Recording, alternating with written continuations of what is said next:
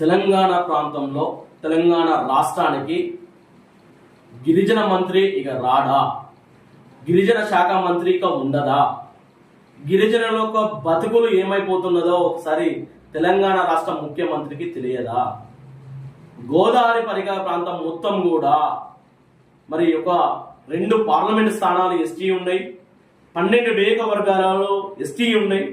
మరి ఈ యొక్క ఎస్టీలకు సంబంధించిన సోవి మరి ఈరోజు తెలంగాణ రాష్ట్ర ప్రభుత్వానికి లేదా? ఈరోజు మరి ఏజెన్సీ ప్రాంతాలలో ఉన్నటువంటి చట్టాలను ఇంప్లిమెంటేషన్ చేసే అంత మరి ఈ యొక్క తెలంగాణ ప్రభుత్వానికి లేదా?